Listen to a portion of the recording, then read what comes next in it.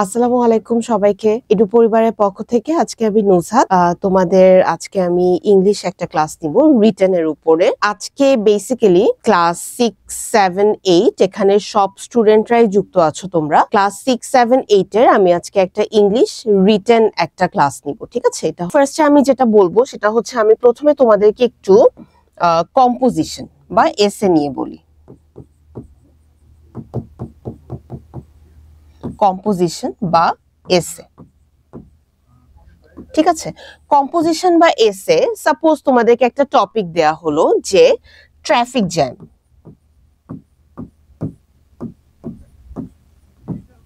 Traffic jam এটার উপর তোমাদেরকে একটা এসে বা কম্পোজিশন লিখতে হবে। টপিকটা কি? ট্রাফিক জ্যাম, ঠিক আছে? তো ট্রাফিক জ্যাম তো আমরা সবাই জানি। ট্রাফিক জ্যাম মানে হচ্ছে রাস্তাঘাটে যে যানজট বা গাড়ি স্টাক হয়ে থাকে, হ্যাঁ, ঢাকা শহরে যেটা হয় মোস্টলি, এবং আজকাল ঢাকার বাইরেও ছোট ছোট শহরগুলোতেও আমরা দেখে থাকি যে ট্রাফিক জ্যাম হয়, ট্রাফিক মানে জ্যাম হয় আর কি রাস্তাঘাটে, এই যানজট, এটাকেই বলে ট্রাফিক জ্যাম।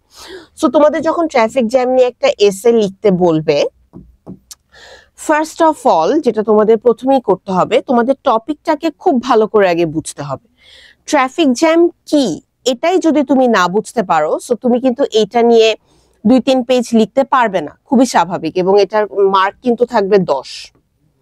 সো 10-এর মধ্যে তুমি যদি মোটামুটি খুব ভালো লিখো, অনেক স্কুলে কিন্তু 10-এর মধ্যে 8.5 বা 10-এর মধ্যে 9 দিয়ে দেয়, which is a very good mark, ঠিক আছে? রিটেন কেসে। সো তোমার ফার্স্টে বুঝতে হবে ট্রাফিক জ্যামটা কি, ঠিক আছে? সো এটার 1 নাম্বার নিয়ম হচ্ছে কম্পোজিশন বা এসের কিন্তু কোনো ইয়ে থাকে না, লাইক ওরকম কোনো নিয়ম নাই যে তোমাকে কয়টা প্যারা লিখতে হবে। তুমি তোমার ইচ্ছা মতো প্যারা লিখতে পারবা। অনেকে 2-3 প্যারাও লিখে, অনেকে ছোট ছোট ছোট ছোট করে অনেকগুলো প্যারা, 5-6টা প্যারাও লিখে ফেলে, ঠিক আছে? সো নাম্বার 1 হচ্ছে প্যারা, PARA, প্যারা আমরা বলি বা স্ট্যান্জা বলে থাকি, আমরা ইংলিশে এটাকে বলি স্ট্যান্জা, ঠিক আছে?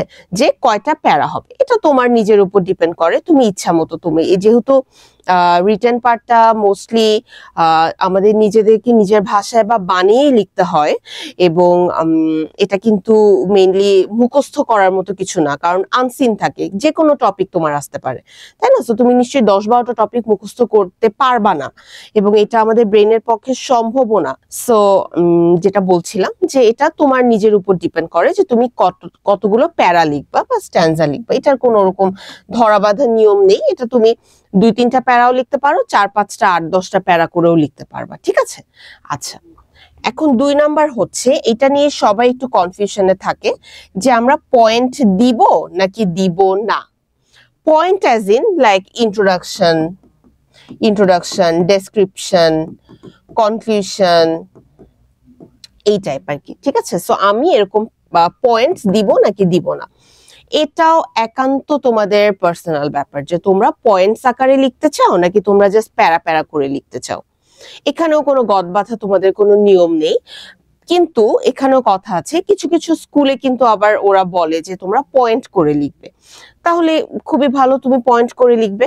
আর যদি ওরকম কোনো ইনস্ট্রাকশন দেয়া না থাকে তোমাদের ক্লাস থেকে বা স্কুল থেকে, যেহেতু এখানে অনেক স্কুলের স্টুডেন্টরা প্রেজেন্ট আছো, সো তখন তোমরা করবে কি, তোমাদের ইচ্ছা, তোমাদের অনেকের মনে হতে পারে যে না আমার প্যারা করে লিখলে একটু ইজি হয়, সো আমি প্যারা করে লিখবো, লিখতে পারো। আবার অনেকের মনে হতে পারে যে না আমি প্যারা করে লিখবো না, পয়েন্টস করে লিখবো, তোমরা পয়েন্ট করেও লিখতে পারো, হ্যাঁ, এটাতে কোনো প্রবলেম নেই। মেইন যেটা সেটা হচ্ছে যে কম্পোজিশন বা এসেটা একটু বড় লিখতে হয়, সিন্স এটা 12 বা 15 মার্কের একটা মার্কিং থাকে। তো মোটামুটি তোমরা 3 থেকে 4 পেজ লেখার চেষ্টা করবে, ঠিক আছে? প্যারা করে লিখো বা পয়েন্টস করে লিখো, 3 থেকে 4 পেজের মতো লেখার চেষ্টা করবে। আচ্ছা, একটু সবাই কমেন্ট করো, কমেন্ট করে আমার সাথে থাকো, তাহলে আমি বুঝতে পারবো যে তোমরা আমার ক্লাস ফলো করছো, ঠিক আছে? সবাই একটু বেশি বেশি করে কমেন্ট করো, বা কারো যদি স্পেসিফিক রিটেন পার্টের উপর কারো কোনো কোয়েশ্চেন থাকে বা কারো কোনো কিছু জানার থাকে, আমাকে তোমরা একটু কমেন্ট করে জানাও, ঠিক আছে? আমি কিন্তু তোমাদের কমেন্টও দেখছি পাশাপাশি। আচ্ছা, সো এটা গেল আমাদের কম্পোজিশন বা এসে পার্ট। এখানে আরেকটা পার্ট থাকতে পারে, ফার্স্ট পেপার বা সেকেন্ড পেপারে এটা থাকে, সেটা হচ্ছে প্যারাগ্রাফ। প্যারাগ্রাফ মেইনলি 10 মার্কস এর থাকে। সো এখানে একটা কথা, সেটা হচ্ছে প্যারাগ্রাফে কোনো প্যারা হবে না, এটা তোমরা একটা ইম্পর্টেন্ট পয়েন্ট মনে রাখবে। প্যারাগ্রাফে দেয়ার উইল বি নো প্যারা, কোনো প্যারা হবে না। জিনিসটার নাম প্যারাগ্রাফ, কিন্তু কোনো প্যারা হবে না, ঠিক আছে? মানে কোনো স্ট্যান্সা হবে না। লাইক তুমি ইন্ট্রোডাকশন লিখলা, আবার একটু গ্যাপ দিয়ে এখানে ডেসক্রিপশন লিখলা, একটু গ্যাপ দিয়ে কনক্লুশন, না, এটা হবে না প্যারাগ্রাফে। প্যারাগ্রাফটা জাস্ট তুমি 1.5 পেজ লিখো আর 2 পেজে লিখো না কেন, একদম এক প্যারায় লিখতে হবে। প্যারা মানে কি, এটা তো তোমরা আমি আশা করি বুঝতে পারছো। তাহলে কম্পোজিশন বা এসে এবং প্যারাগ্রাফ, এটা আমি শেষ করলাম।